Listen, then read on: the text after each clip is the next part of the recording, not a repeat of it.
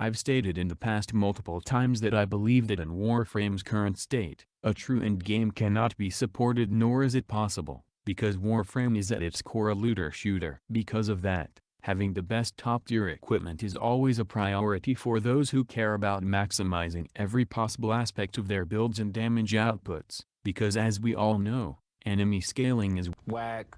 Like I've stated before, in order for a true endgame for Warframe to be successful, 3 points have to be met. First off, in order for endgame to actually be called endgame, it needs to be something that will never lose relevance. Warframe is a constantly evolving game, so trying to approach this idea is a rather difficult thing to do, because as we all know, the content that we call endgame changes all the time. Ignoring the fashion frame as endgame meme for a moment, take a moment to consider the replayability of Warframe. Sure, a new player will have an overwhelming experience going through all the content that has been made over the course of the past few years, but for everyone else that's been here for a considerable amount of time, there isn't much reason to log on and play besides sorties, Nightwave, and other daily tasks such as Nru's weekly Iatan quest or events that D decides to throw out.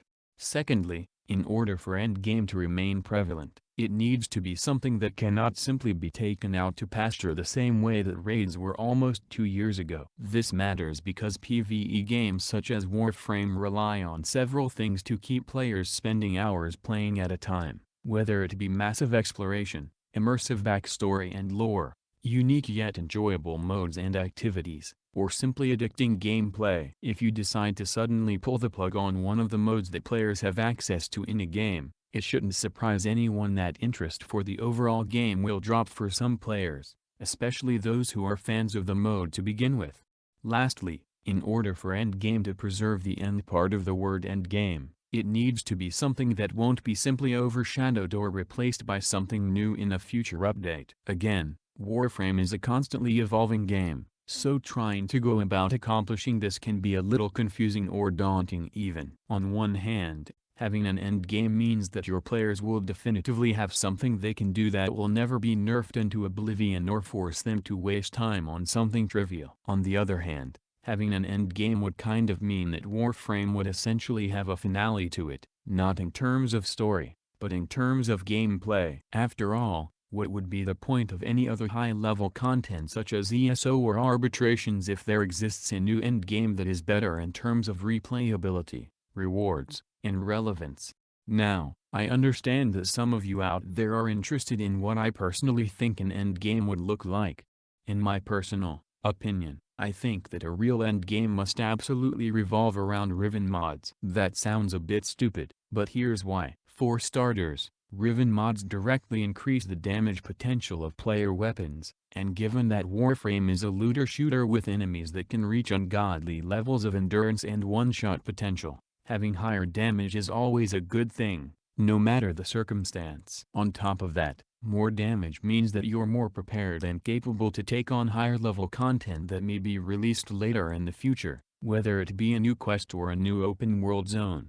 Secondly, although Riven mods are almost always a definitive upgrade for your weapons, they're not mandatory. You can get through playing the game without any Riven mod in your arsenal. Sure, you might not deal as much damage as other players, but your ability as a player to play through and enjoy content wouldn't be inhibited in any way. Unlike Lunaro or fishing or hunting, all of which are optional fun activities, a Riven-focused endgame would be an optional mainline activity, because in this day and age of Warframe, damage is king over all else. Hardcore players would be encouraged to run through a Riven-focused endgame in pursuit of that one ideal Riven mod, and at the same time, not so hardcore players would have an opportunity to reach higher levels of strength, while at the same time not losing out on anything major if they choose not to play through a Riven endgame.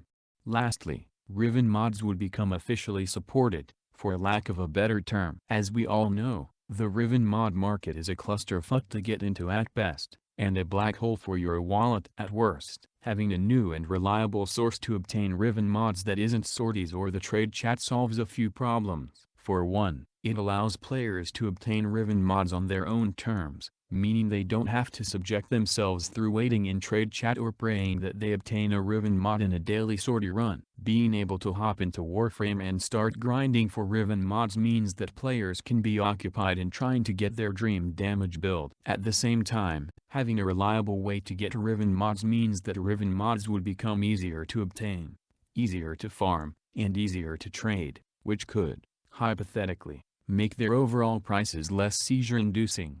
Secondly, Riven mods have remained relevant since their introduction back in the War Within, because Riven mods directly affect your damage output, and as we all know, damage is king. Having more damage is never a bad thing, nor will it ever lose its potency. Having a game mode or activity that capitalizes on the enduring relevance of Riven mods means that, technically, you have an end game. It might not be appealing to everyone, but you would have an end game. Anyways, assuming that a Riven-based endgame were to be made, it needs to be intentionally locked off for players until they reach a specific point, whether it be completing the entire star chart, reaching Mastery rank 20, or completing all main story quests. After all, if it's available to everyone right from the start, then it's not a true endgame, because endgame is something that you have to work to reach. I think the way to go about making it would be to design it so it's equally enjoyable and balanced for players who play alone or with friends and clanmates. With that in mind, I would make a Riven-based game mode be based on a few things. First of all, a Riven-based endgame would have its own unique tile sets. Unlike arbitrations or ESO, it's important to keep a player both visually and mechanically entertained. After all, if you make a player kill the same enemies they've been killing for the past few years in the exact same tile sets, they're not going to feel like they're accomplishing anything important, even if the game mode itself is new.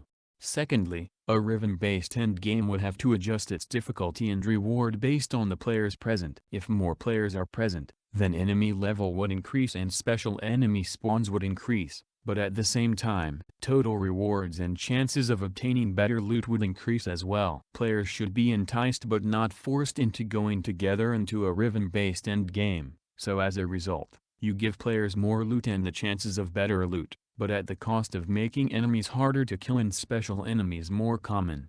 Lastly, a Riven-based endgame would have to be dynamic. In order to keep players invested in the gameplay, they need to be doing something that keeps them on their toes. The best way to do that would be to give them random objectives to accomplish on a time limit, with a boss at the end of the entire ordeal. For instance, a player doing their first run might be tasked with rescuing a target, escorting them to a specific location, defending them at that location, breaking into spy vaults, and then fighting a boss all in a 20-minute time limit. A player doing another run might then be tasked with killing a specific number of enemies, capturing a specific target, sabotaging a specific objective, and defending two different objectives while fighting a boss at the same time, all in a 15-minute time limit. The more players present, the tougher the enemies, the more objectives to accomplish, and the stricter the time limit. You get the idea. The point is, if you want a player to actually put some interest and happiness into a game mode,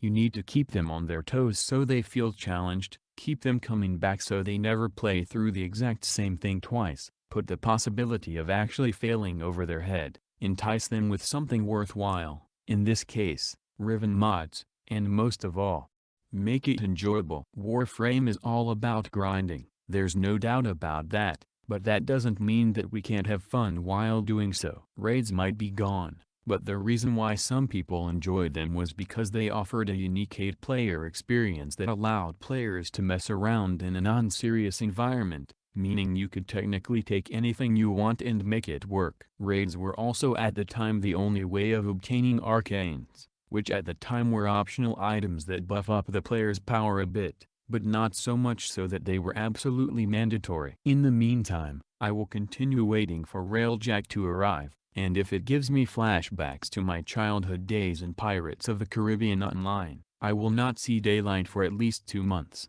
Thank you for watching.